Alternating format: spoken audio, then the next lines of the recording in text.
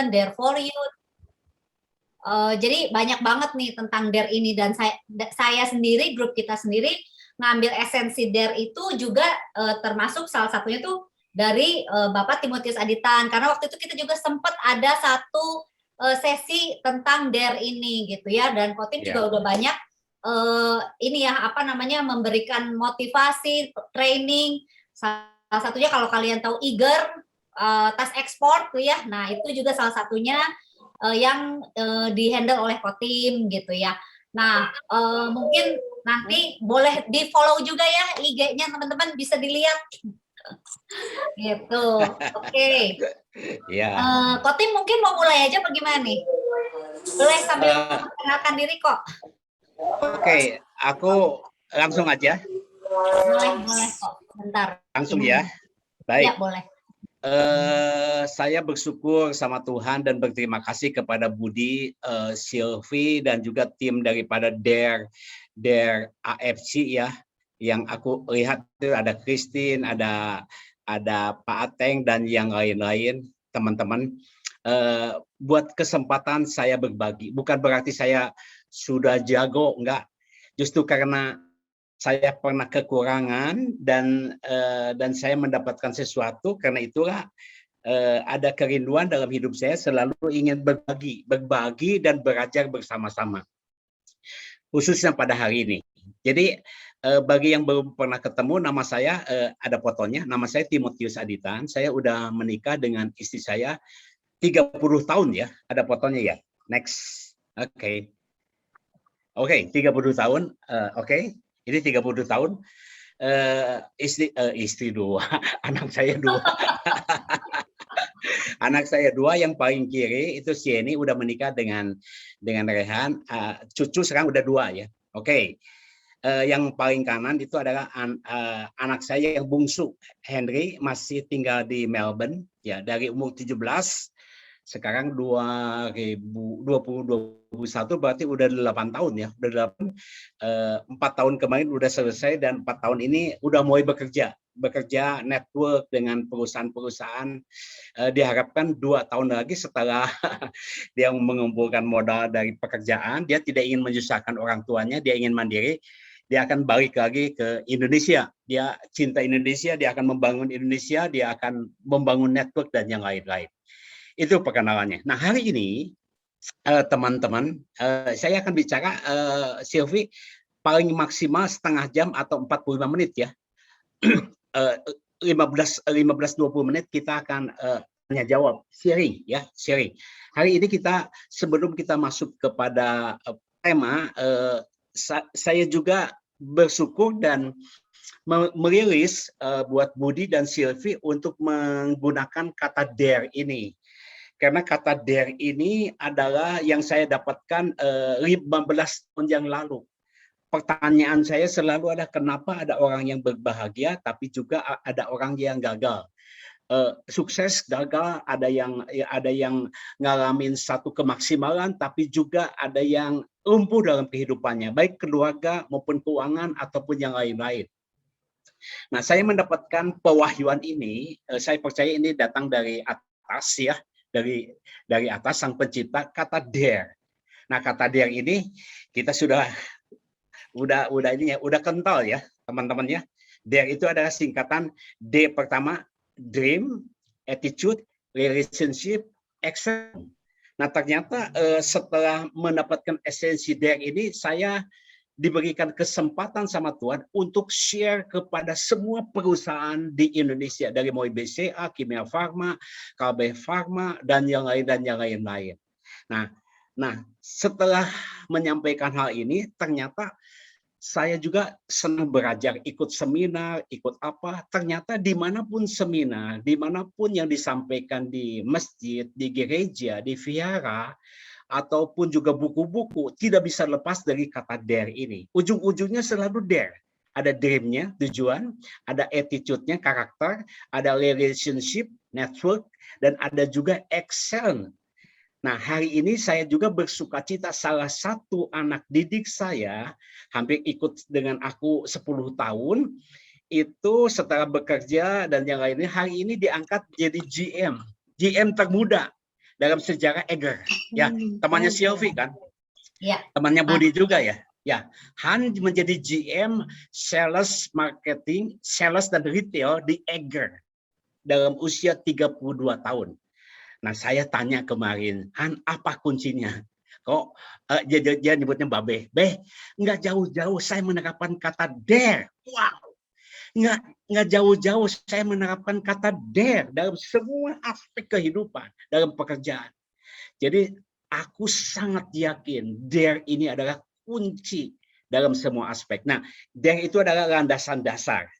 Karena Budi dan Sylvie adalah ahlinya, pakarnya dare, berani, maka kita akan lanjutkan kepada yang kedua. Nah, yang kedua ini akan lebih dahsyat. Namanya adalah peak performance. Nah, Bapak, Ibu, teman-teman, ya, kita inginkan semua potensi yang diberikan oleh Sang Maha Kuasa, Allah Tuhan yang Maha Kuasa, Allah yang Maha Kuasa itu power dalam hidup kita. Bagaimana caranya kekuatan yang diberikan itu akan menjadikan performan yang paling puncak dalam hidup kita. Karena hidup ini hanya satu kali. Bagaimana caranya saudara dan saya, seluruh potensi yang Tuhan sudah berikan dalam hidup Anda dan saya, bisa dimaksimalkan menjadi the peak performance yang terbaik, baik dalam keluarga. Setuju nggak teman-teman? Yang setuju gini dulu dong. Setuju gini dulu ya, angkat jarinya. Baik dalam keluarga, baik dalam keuangan, baik dalam karir, ataupun dalam masa depan. Nah, saya menemukan hal ini adalah next. Sylvie yang ngatur semuanya, Sylvie ya. Oke.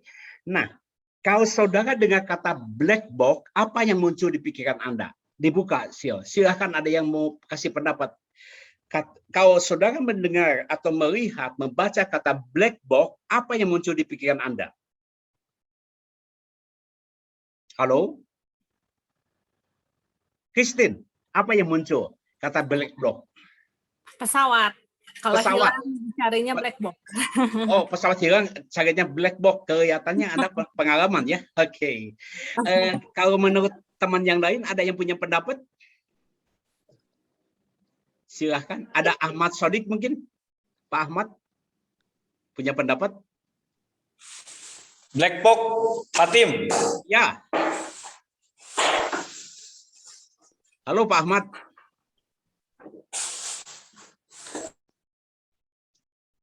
Halo. Ya. Ini ya. Black box, Fatim. Ya. Apa black box? Black box tuh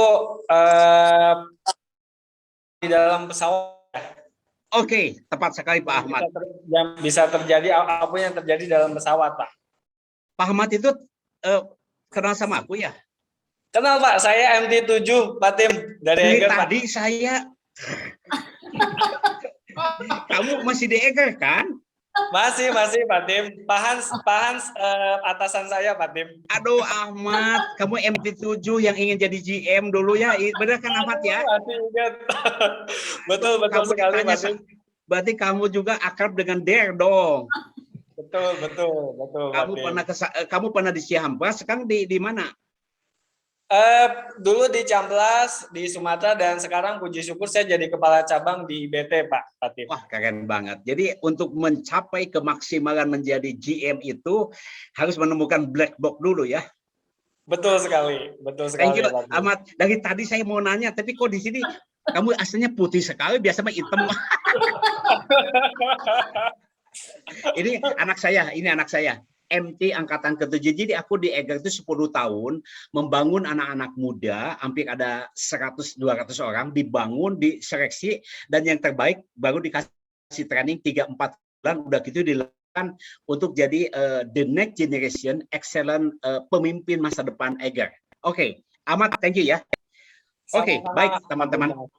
Oke, teman-teman yang lain juga, maafkan saya nggak lihat itu, hanya foto-fotonya. Seandainya berkenan, bolehkah saya meminta dengan rendah hati kau dibuka akan lebih cantik dan cakep seperti Christine, Sylvie dibuka ya. Oke. Kameranya boleh dibuka teman-teman ya. Dibuka boleh ya.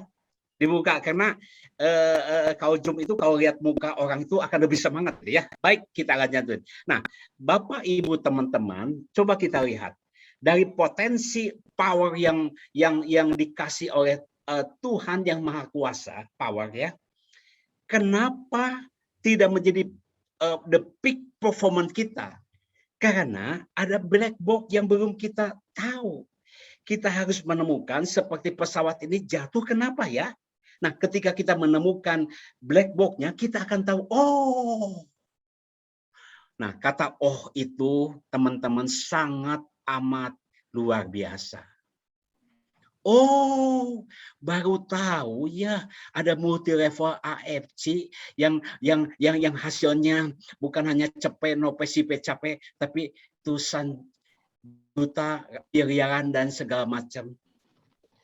Oh, ketika saudara menemukan satu jawaban, oh tahu gitu, saya akan melakukan ABCD supaya bahagia dan sukses. Oh, nah kata oh itu Bapak Ibu teman-teman, ada yang menemukan baru 10 tahun. Ada yang menemukan setelah 20 tahun. Ada yang menemukan setelah 50 tahun. Oh, jadi oh itu mahal. Ikut seminar training Anthony Robbins, bayar 50 juta. Oh, nah, oh itu 25 juta. Semoga nanti di tengah-tengah pembicaraan kita Anda akan ngomong ini. Oh, nah, oh itu mahal Sylvie. Ya benar. So, coba muka kita katakan, oh, do. Oh. Oh itu mahal teman-teman untuk menemukan bagaimana menemukan black box dalam hidup kita. Nangkap sesuatu teman-teman? Jadi kalau kita menemukan dan melakukan yang black box ini yang kurang ini, maka diharapkan dari potensi kita yang biasa akan menjadi luar biasa untuk mencapai peak performance kita. Baik, dengan demikian, lanjutkan. Nah, lepas aja langsung. Terus next. Nah, ternyata teman-teman, untuk supaya potensi kita yang ada di dalam hidup kita mencapai performance ini, ada black box. Black box pertama adalah Anda harus mengetahui, menghidupin, dan menjadi gaya hidup yang pertama adalah paradigma. Ini kata kunci yang pertama. Nah, apakah itu paradigma? Poin pertama. Next, paradigma adalah Sylvie. Nah, ini adalah pendapat dari Stephen Covey. Yuk kita baca sama-sama. 2-1. Paradigma adalah cara kita melihat, memahami, dan menafsirkan dunia di sekitar kita. Peta di dalam pikiran kita. Jadi dalam hidup kita, setiap hari kita melihat, kita menafsirkan, kita memahami dunia di sekitar kita. Baik ketika di dalam keluarga, dalam bisnis, di dalam situasi kondisi. Itu ditentukan oleh apa? Cara pandang kita. Tergantung daripada paradigma kita. Nah, kalau boleh saya usulkan, kata peta di dalam pikiran kita, aku menemukan satu kata yang lebih kuat. Adalah kacamata di dalam pikiran.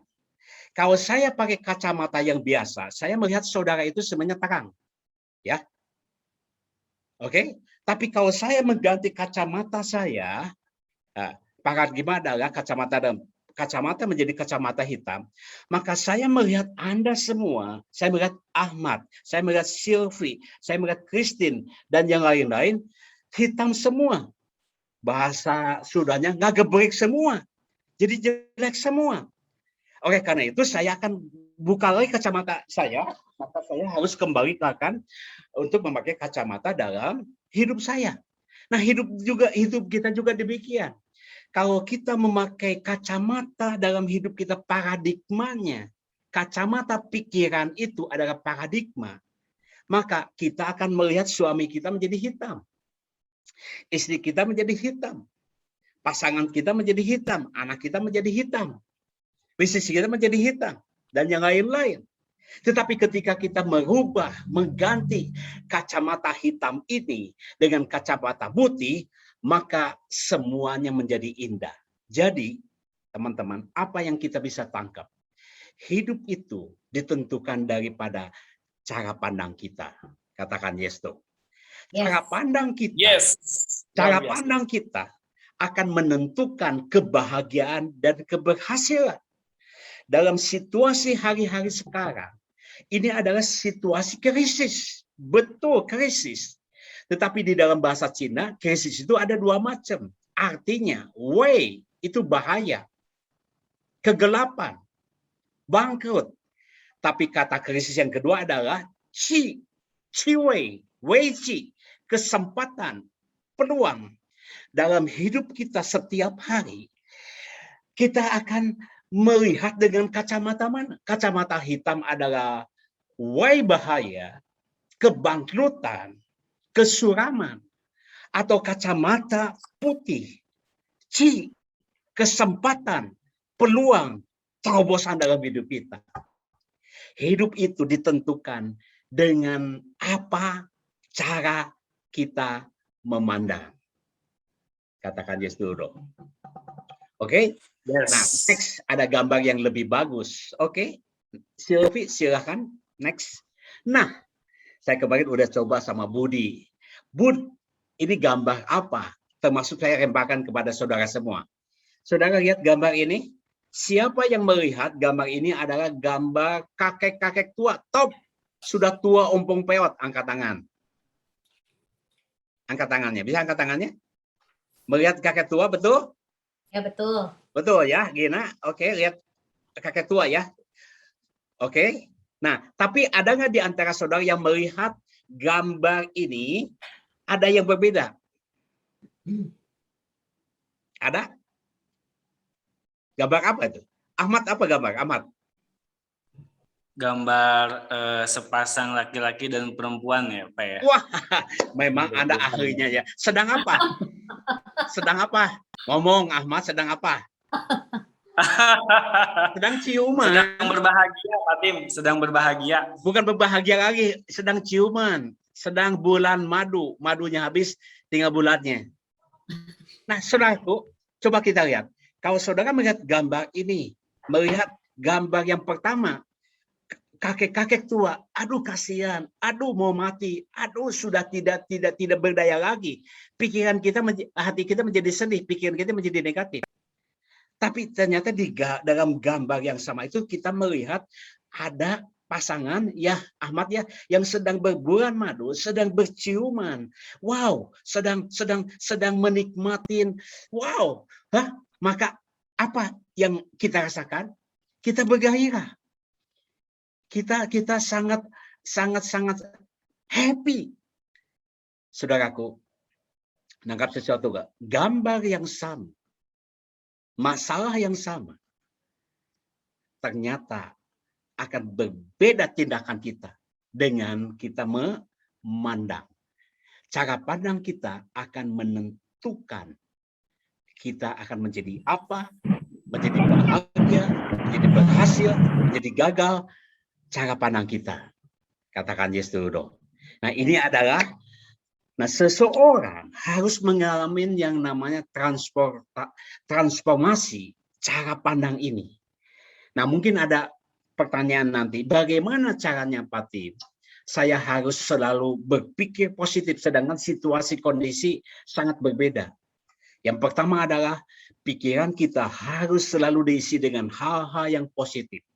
Semua yang benar, semua yang suci, semua yang manis, semua yang sedap didengar, semua yang disebut kebajikan, pikirkan itu. Baca buku-buku yang positif. Yang kedua, komunitas. Nah, di dalam AFC Dare ini saya sangat percaya banyak pembicara yang sharing positif. Begitu juga dengan Budi dan Sylvie membagi sharing banyak hal yang positif. Itu akan membentuk paradigma cara pandang kita. Kenapa? Karena cara pandang kita akan menentukan perkataan kita. perkataan kita akan menentukan perbuatan. Perbuatan akan menjadi kebiasaan. Kebiasaan akan menjadi karakter. Karakter akan menjadi masa depan dalam hidup kita. Jadi masa depan hidup kita ditentukan dari mana cara pandang kita. Itu adalah sesuatu yang sangat penting. Ada banyak orang ingin mengubah istri, mengubah suami. Aduh, suami saya menggemaskan dulu, sekarang mengenaskan. Suaminya ngomong gini, istri juga dulu istri saya sangat menggairahkan. Sekarang jadi cara pandang ini akan menentukan tindakan-tindakan kita setiap hari. Jadi sebelum kita berlanjut kepada hal yang lain, cara pandang kita, kacamata kita dari kacamata hitam. Oke? Cakep juga ya Sylvia. Harus diganti dengan kacamata putih dalam hidup kita.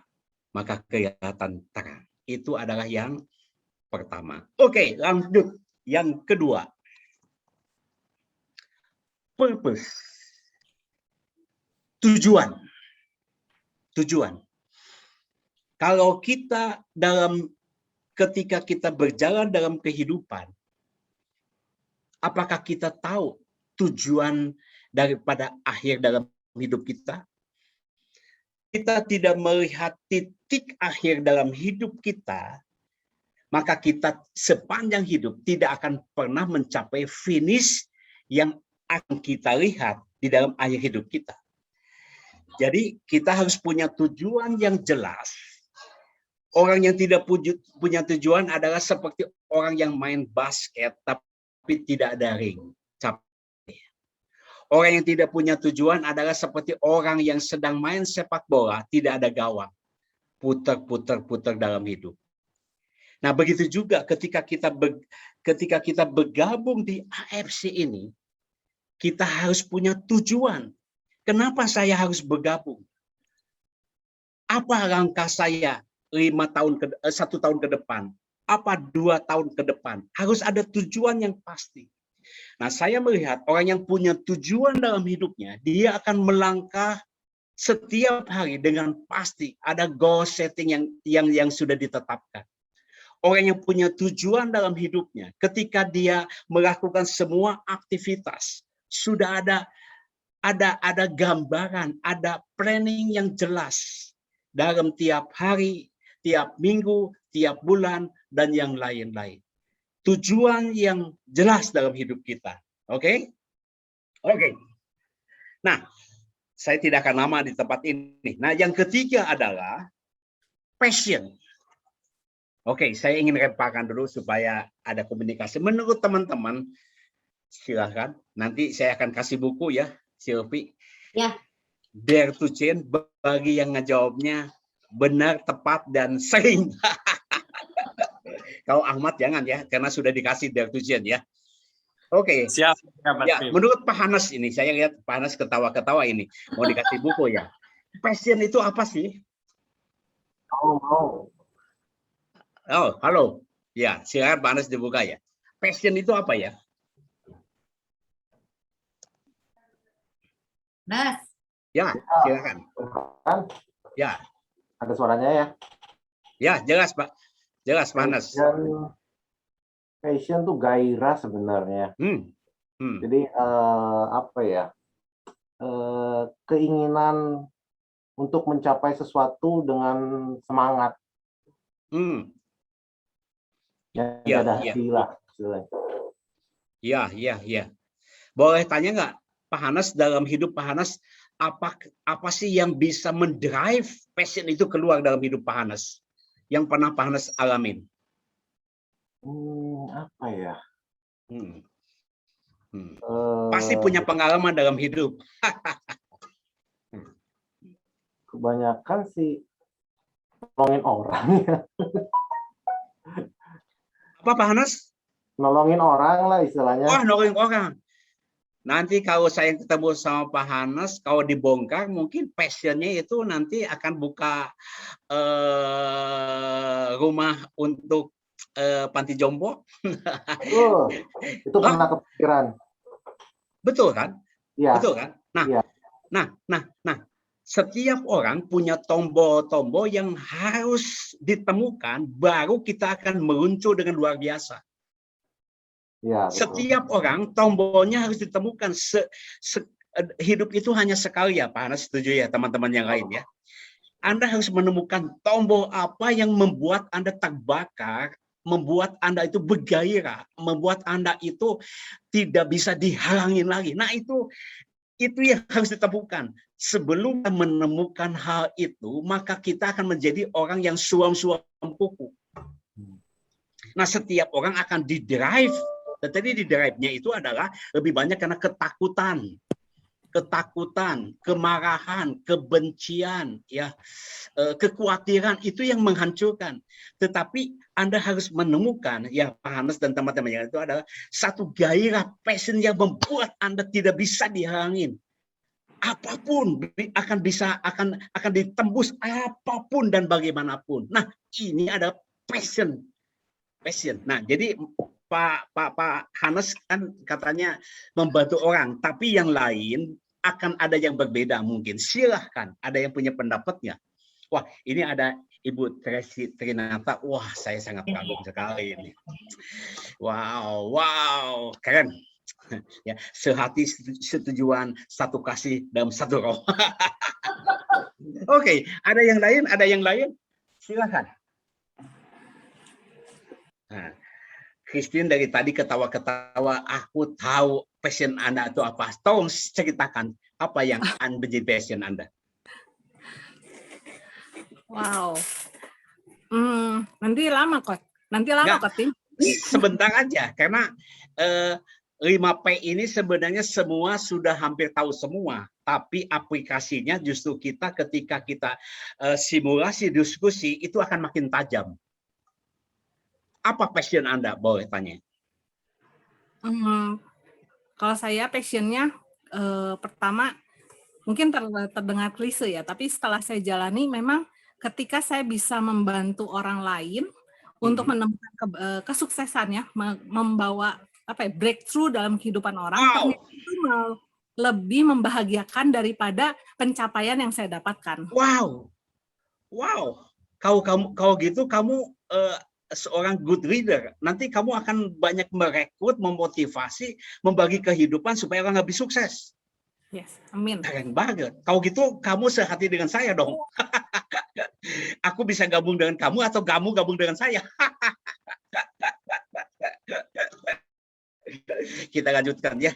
Langsung di kafe itu ya. Kafe kasar lagi, disambung lagi ya. Keren. Oke, saya minta ada satu lagi mungkin Bapak Eksan mungkin mau share sesuatu. Apakah Pak Eksan pernah ngalamin satu passion yang membakar pada waktu apa? Waktu pacaran atau punya anak atau bisnis?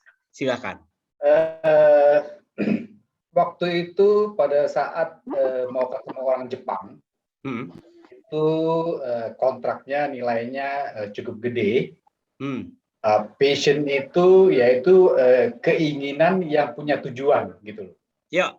Sampai saya bisa harus namanya deal done. Nah, artinya itu semua harus bisa berkorban semua. Jadi passion itu berarti keinginan sesuatu yang berani berkorban untuk mendapatkan apa yang diinginkan. Iya. Oke, jadi Pak Eksan pernah ngalamin hal itu menggairahkan dan termotivasi terus-menerus kan, konsisten kan? Ya. Oke. Itu ya. Oke. Thank you Pak Eksan ya. Baik. Kita akan simpulkan teman-teman, Bapak Ibu teman-teman, passion itu adalah sesuatu yang sangat penting dalam hidup. Boleh next CV tampilkan. Nah, seringkali kita melihat Bapak, Ibu, teman-teman yang kelihatan itu kan 10%. alam sadar. Oh, saya ingin mencapai target, saya ingin melayani, saya ingin membahagiakan, saya ingin membangun sesuatu dan yang lainnya. Itu ada 10%. Tapi sebenarnya 90% itu yang kelihatan itu adalah dikendalikan oleh yang di bawah, yang tidak kelihatan. Alam sadar yang di bawah ini yang akan menggambarkan, akan mengendalikan satu kesadaran. Karena itu, Bapak, Ibu, teman-teman, kenapa di dalam dunia sales selalu target berapa, target berapa, target berapa, target berapa.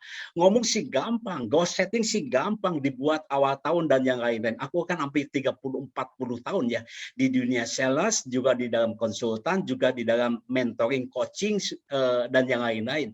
Tapi ternyata banyak sekali yang gagal. Kenapa? Karena orang-orang men-set sesuatu target dalam kehidupan itu adalah sesuatu yang hanya angan-angan. Tidak digerakkan oleh sesuatu yang dari dalam melimpah keluar. Nah, banyak kali motivasi-motivasi itu lebih banyak dari luar dimasukkan ke dalam. Bukan itu. Yang baik itu adalah dari dalam, satu kerinduan, satu passion, satu gairah, satu kasih sayang yang di dalam itu menggerakkan yang keluar. Itu adalah sesuatu terobosan akan terjadi. Oke? Nah, Bapak, Ibu, teman-teman, seringkah kita mendengar kata baik di gereja, di masjid, di wihara, ataupun juga di dalam training-training, kamu pasti bisa, kamu pasti bisa. Ya, sering kan? Sering kita mendengar hal itu. Tapi dalam kenyataan hidup, ketika ada tantangan, ketika ada hambatan, itu akhirnya kita mundur. Akhirnya kita menyerah dalam hidup kita. Kenapa demikian? Nah, contoh. Sylvie kan hampir tiap hari kelihatannya olahraga ya, boxing ya. Kalau kamu lari 100 meter, ya, kira-kira berapa menit kamu akan capai? 20 kali ya. 100 meter. Berapa detik? Berapa detik? 1 menit kali ya, Kote. 1 menit. Oke. Saya ingin tanya sama idola saya ini. Tracy. Halo Tracy. Kenalan, Timothy Saditan. Senang sekali ketemu. Biasanya aku lihat di majalah, di YouTube. Sekarang kok bisa ketemu ya? Ternyata lebih indah warna aslinya daripada di tempat lain. Tracy, senang olahraga Tracy? Tracy masih olahraga? Salam kenal. Ya, halo. Salam maaf kenal. Ya, saya telat. Maaf banget. Saya telat. Nggak apa-apa. Tracy, masih olahraga? Iya, olahraga. Masih olahraga ya. Kalau boleh saya tanya, lari 100 meter berapa bisa disebut berapa menit? Oh, saya nggak pernah lari. Oke, kira-kira 100 meter bisa 1 menit, 2 menit, atau 3 menit, 4 menit? Aduh, nggak berani jawabnya, takut salah. Kira-kira dengan ramping begini ya, mungkin 3 menit ya. 3 menit ya. Oke? 3 menit ya. Kalau tadi Sylvie lebih keren lagi. 1 menit. Wah. Udahlah, Tracy mengalah ya. Mengalah demi menang ya. Sama tuan rumah. 3 menit ya. 3 menit ya. Oke. Dan semua teman-teman di IFC Dare ini katakan, kamu bisa, pasti bisa, kamu pasti bisa, kamu juara. Tapi dalam kenyataan ternyata Tracy menyelesaikan 100 meter itu bukannya 3 menit, tapi 30 menit. 30 menit. Dan orang-orang pada kecewa, leadernya pada kecewa, dan yang lainnya, dan yang lain-lain. Sekali coba lari, bukannya 30 menit, sekarang 40 menit. Maka saya akhirnya dekatin, saya ketemu tatap muka, saya membuka diri, saya konseling, one on one, dan ngobrol. Ternyata, ini contoh ya Tracy ya, ternyata Tracy itu kakinya terperecok, kakinya itu luka, kakinya itu pernah ngalamin sesuatu yang gak enak, dan urat-urat dan ototnya itu kaku dan yang lain-lain. Oh, pantesan 40 menit. Teman-teman nangkap nggak sesuatu? Ada banyak kali kita mendengarkan kamu bisa, ada banyak kali kita mendengarkan motivasi, ada banyak kali kita menekan anak-anak kita dan yang lain-lain. Tapi ternyata anak-anak kita, bahkan teman kita, bahkan diri sendiri, itu nggak bisa target. Karena masih ada luka dalam hidup. Ada kekhawatiran, ada trauma. Trauma kepada seseorang yang kita percaya, ternyata dia ternyata justru yang paling membuat kita kecewa ternyata dalam hidup. Nah, dalam pengalaman aku, Bapak, Ibu, teman-teman, ternyata motivasi seminar ceramah sangat bagus. Enggak cukup. Harus ada yang namanya one-on-one sharing, ngobrol dari hati ke hati. Untuk menyembuhkan apa? Bukan yang 10%. 90% yang di bawah itu. Anda harus menemukan kenapa anak saya nggak mau belajar. 10% adalah dia nggak mau belajar, malas. Tapi 90% orang tua harus tahu kenapa dia nggak mau sekolah, kenapa dia kecewa, kenapa dia minder, kenapa dia mau bunuh diri, kenapa dia kalau ditolak sedikit dia mundur. Nah, semua permasalahan itu Bapak, Ibu, teman-teman ada di bawah alam sadar ini. Harus ada inner healing, pemulihan, ngobrol one-on-one dalam hidup ini. Nggak cukup ceramah, maafkan. Nggak cukup khotbah di gereja, khotbah di masjid. Nggak cukup pembicara seminar training. Kan aku training terus ya. Aku sadar itu hanya mungkin 5%, 7%. Harus menemukan esensinya, lukanya, hambatannya. Nah, kalau hambatan ini sudah dipulihkan, ya, ada waktu dan yang lain-lain. Dan kita menemukan di bawah 90% itu cita-citanya, gairahnya, passionnya. Maka orang ini akan meledak. Inilah yang disebut dengan terobosan dalam hidup. Ya, walaupun tidak ada training, walaupun tidak ada seminar, walaupun tidak ada apa, dia sudah punya passion, dia sudah punya paradigma yang benar, dia sudah punya purpose yang benar. Aku kan hampir 30 tahun di dunia sales ya. Maafkan, ini contoh yang di luar ya, bukan Anda. Oh, ada banyak orang yang senang ikut training saya ya. Tiap general meeting datang Senin, Selasa, Rabu. Wah, apakah dia kesemsem sama suara yang saya yang cadel atau bagaimana? Justru yang paling banyak kumpul di kelas itu ternyata targetnya paling banyak gak kecapai. Justru yang banyak yang di luar, walaupun tidak dengan training lagi, motivasi, dia sudah punya paradigma yang benar. Dia sudah punya purpose yang benar. Dia sudah punya passion yang benar. Yang gini mah nggak usah diapain lagi. Melesat tanpa batas. Jadi passion itu sesuatu yang sangat luar biasa. Katakan yes. Saya masuk kepada intinya. Berapa menit lagi? Siap. Intinya gini. Kalau Anda terjun di dalam dunia sales, ini sharing aja, Bapak Ibu teman-teman. Karena ini AFC, jadi saya lebih fokus ke AFC ya. Kalau Anda belum menemukan kenapa Anda gabung di AFC, Anda harus tanya, kenapa? Reasonnya apa? Anda harus tanya, kenapa saya harus gabung di AFC? Apa tujuan saya? Yang ketiga, apa yang mendorong saya untuk melakukan bisnis ini menjadi yang terbaik? Itu harus ada yang namanya passion. Dan singkatnya, motivasi yang paling besar bukan motivasi dari luar sekali, tapi motivasi dari dalam. Nah, yang dalam ini motivasinya love motivation. Motivasi karena cinta. Katakan yes. Pak Hanes tadi katakan, saya didorong oleh kasih untuk buka yayasan, yatim piatu dan yang lain-lain. Nah, itu yang mendorong, bukan duitnya, bukan. Karena kalau duit bisa dihalang segala cara. Kenapa Anda mau melayani? Karena saya didorong melihat orang-orang yang menderita, orang-orang yang haus, orang-orang yang tidak ada kerjaan. Dan saya didorong oleh love, motivation.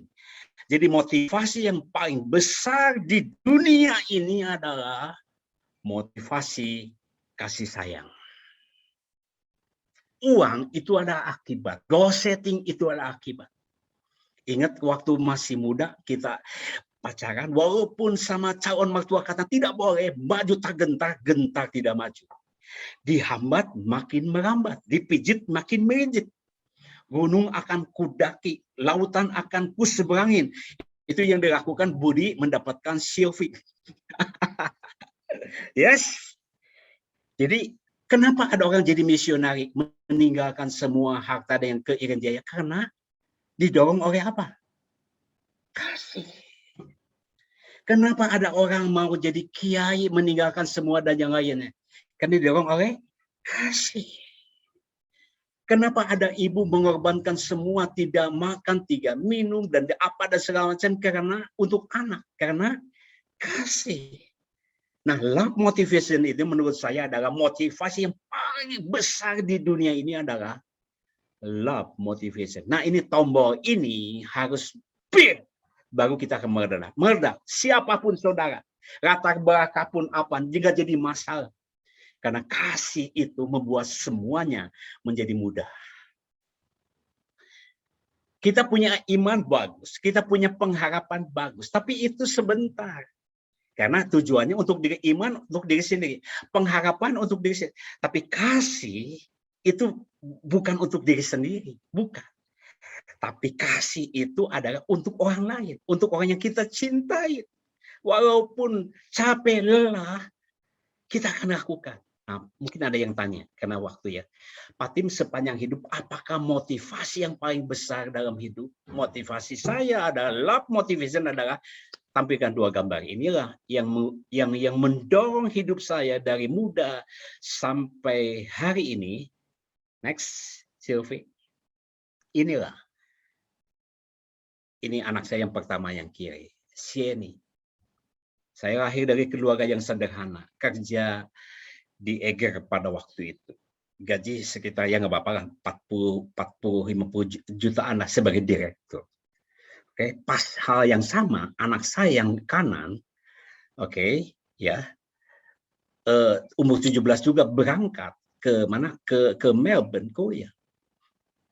Jadi kalau dikalkulasi 120 jutaan, penghasilan 50 juta, dari mana 70 juta? Dari mana? Saya juga nggak tahu, itu mujizat. Tapi apa yang lakukan?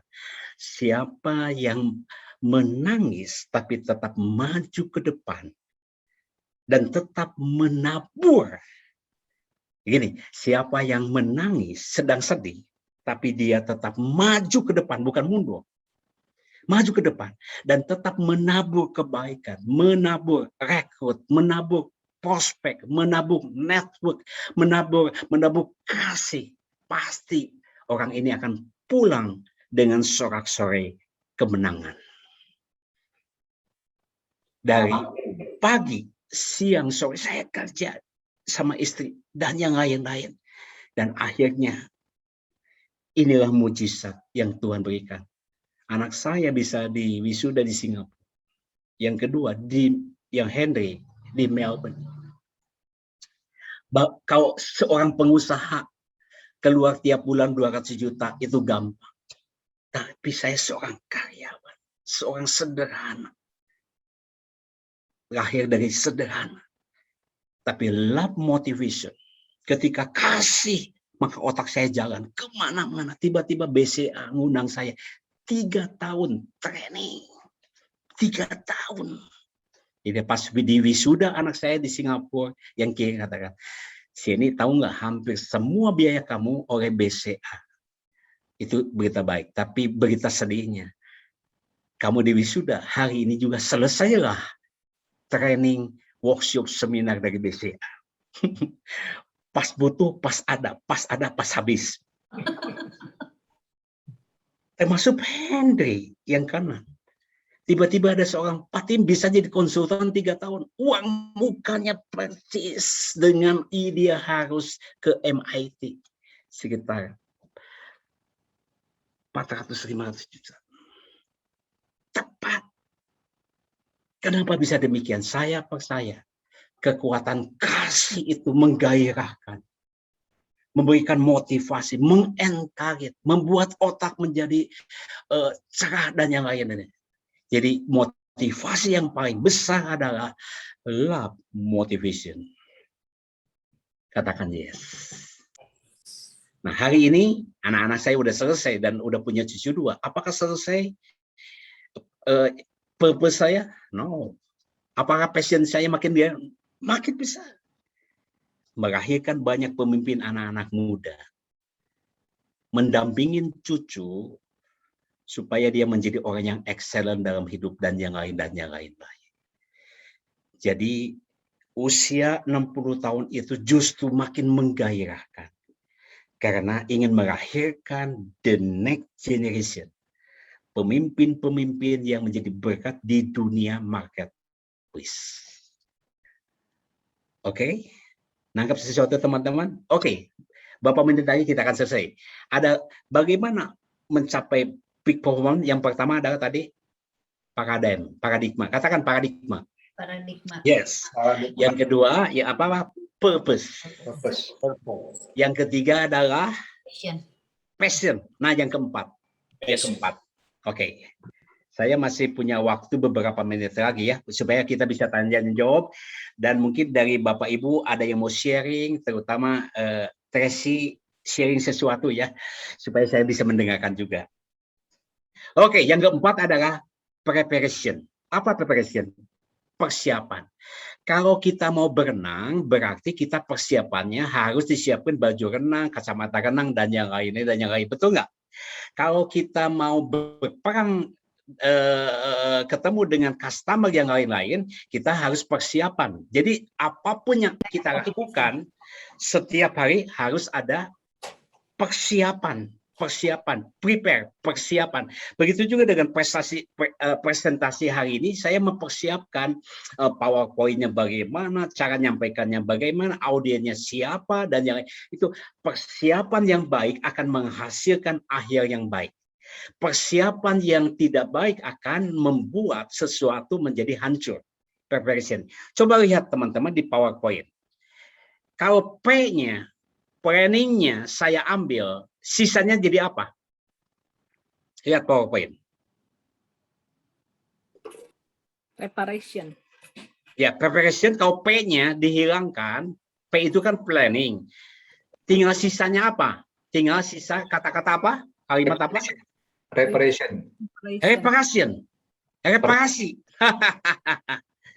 Nah, banyak orang hidupnya reparasi terus. Ketika menikah, aduh, ini belum ada persiapan apa-apa ini. Rumah dan yang lain-lain, keuangan bagaimana, reparasi terus. Ketika punya anak, dia belum siap menjadi ayah, dia belum siap menjadi ibu. Parenting itu penting. Kalau tidak, anak akan jadi sinting, meting, bunting, dan sinting. Nggak punya persiapan parenting. Oke? Ya, Anda bisa lihat nggak? Ini yang terjadi dalam kehidupan manusia.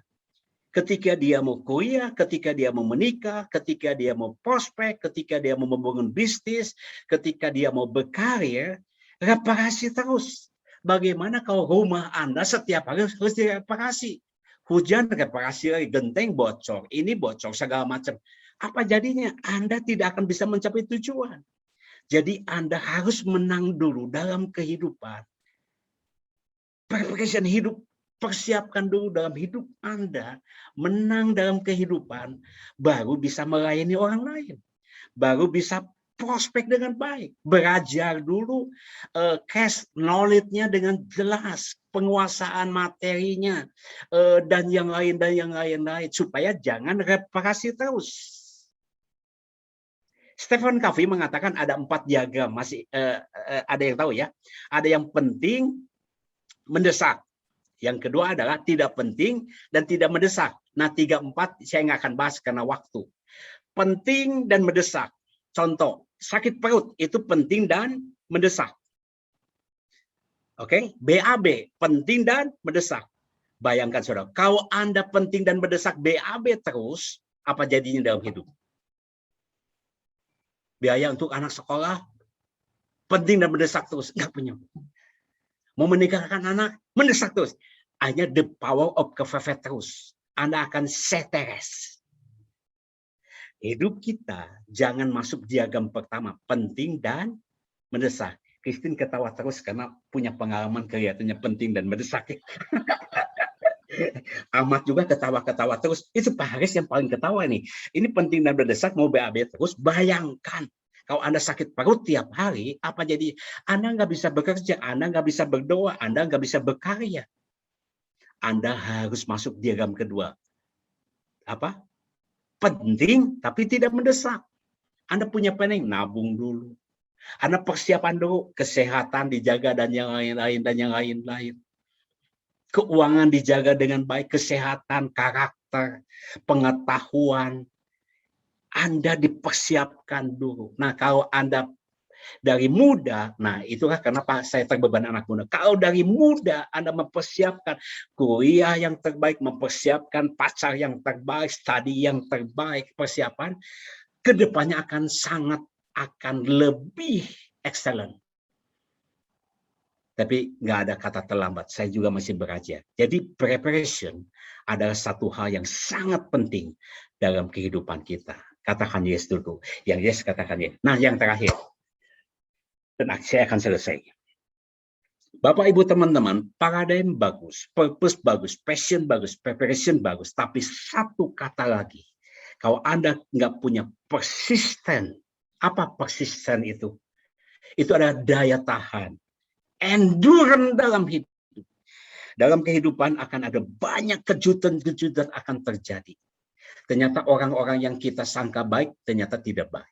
Ternyata prospek yang kita akan tuju, wah ini akan cuan berapa M, ternyata tidak mendukung kita. Dan yang lain, akan ada banyak goncangan dalam hidup.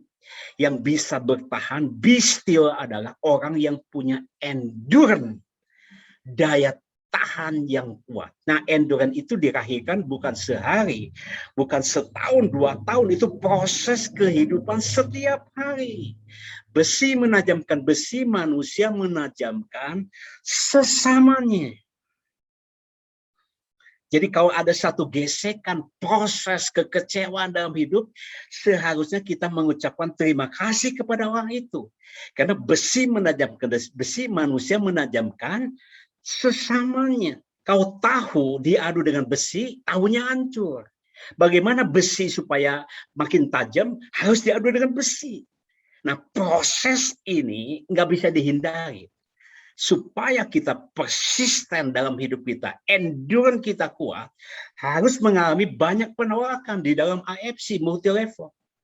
Maju tak gentar, kita tidak maju. Maju tak gentar, gentar tidak maju. Penolakan itu bagi kita udah biasa, tersenyum. Justru kalau tiba-tiba ada yang mau gabung, Silvi saya mau gabung sama AFC, Anda harus cemberut. Karena jarang terjadi ada orang menyodorkan diri.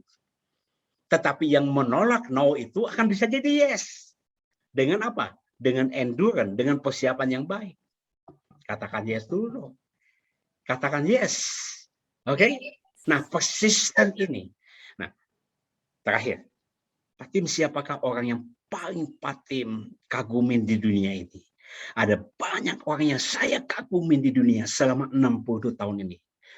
Ada orang yang sangat hebat, ada orang yang sangat berwawasan. Tapi dibandingkan dengan orang ini, menurut saya nggak ada apa-apanya.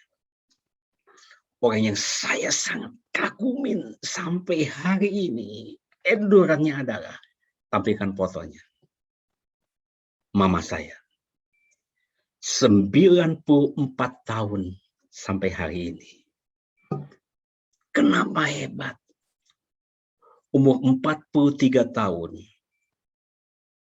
mama saya ditinggalkan oleh papa, meninggal dunia. Anaknya Christine bukan 1, 2, 9. 9 anak ini. Yang paling kecil 3 tahun, yang paling kanan 2 kecil. Yang paling besar 20 tahun. 9 orang anak. Saya nomor 7, waktu itu umur 9 tahun. Seminggu mama meninggal dunia, papa meninggal, yang punya rumah ambil golok, ngusir kami seperti binatang, kontrakan habis. Mama berjalan membawa 9 orang anak, membesarkan seorang diri. Sepanjang hidup aku belum pernah melihat dia mengeluh, menyesal, menyalahkan situasi, kondisi, keadaan. Kenapa miskin, kenapa papa meninggal, kenapa orang menolak, kenapa menganggap kami orang yang tidak baik dan yang lain. Aku belum pernah mendengar hal itu. Yang mama lakukan adalah mengambil tanggung jawab. Membesarkan 9 orang anak. Yang kuat. Sampai hari ini mama saya masih aktif. Luar biasa. 5 tahun kemarin, pada waktu umur 7 tahun yang lalu mama saya jatuh. Ada fotonya? Bengolnya pecah. Yang kedua kali. Dan umur 87 dan dokter katakan tidak mungkin bisa sembuh, dia selamanya akan diranjang. Dan mama saya tahu kalau diranjang terus nggak bisa jalan, nggak aktivitas, nggak bisa jualan es batu, jualan kue dan yang lain-lain, pasti akhirnya akan meninggal. Mama saya ngomongin kalau saya tidak dioperasi, lebih baik saya mati. Hanya negosiasi, dokter kata nggak mungkin. Darah, jantung, kolesterol, gula, 87 tahun, nggak mungkin bisa. Tapi mama saya katakan, saya mau. Dan saya hanya tanda tangan, mewakilin kakak adik saya. 8 jam kemudian saya dipanggil dokter, dan dokter tepuk bahu saya. Saya seumur hidup baru melihat ini nenek-nenek ajaib. Sukses operasinya. 94 tahun hari ini. Dahsyat. Endurance. Fighting until finishing well. Fighting until finishing well. 24 Oktober tahun 5 tahun sebelumnya, saya mau buka toko Eger di Tasik karena di Eger udah selesai pensiunan, buka. 3 bulan sebelum itu saya udah ngomong, mama kan didorong sama roda. Mama kau bisa, mama berdiri. Dan ikut mendampingin kita. Saya memotivasi. Tapi dalam hati nggak mungkin. Karena didorong pakai roda. Dan pakai jangka. Dan saya mendengar dari kakak saya, biasa dia bangun jam 6, sekarang bangun jam 5, jalan latihan, jalan. Mendekatin 24 Oktober dia bangun jam 4 pagi, jalan, latihan, jalan. Nenek 90 tahun, jalan latihan. Pas harinya gunting pita, saya lihat kiri kanan mama saya nggak hadir. Saya sedih dan saya salah. Aduh, mungkin mama malu. Harus bawa tongkat, jadi nggak hadir. Tapi tiba-tiba sebelum gunting pita, saya mendengar ada yang teriak, Timotius. Begitu saya balikin, saya kaget. Foto. Ternyata mama saya sudah ada di dalam tanpa tongkat, jangkar, dan roda. Dan dia berdiri dengan gagah di toko anaknya. Toko Eger. Dia adalah seorang yang sangat hebat. Never, ever give up. Tidak pernah menyerah. Seorang ibu yang sangat 94 tahun sampai hari ini masih tetap berkarya dan memantau bisnis setiap hari, menelepon. Pertanyaan, bagaimana dengan Anda? Anda mengalami kekecewaan, Anda mengalami penolakan, Anda mengalami hantaman. Mama saya 9 orang anak, 43 tahun, besarkan dalam kemiskinan, dalam penderitaan, dalam penjara, pernah ngalamin jual buntut. judi dan yang lain. Untuk apa? Untuk bisa makan kita semua. Tapi dia finishing well, mencapai garis akhir. Garis akhir. Inilah yang menjadi role model keluarga besar.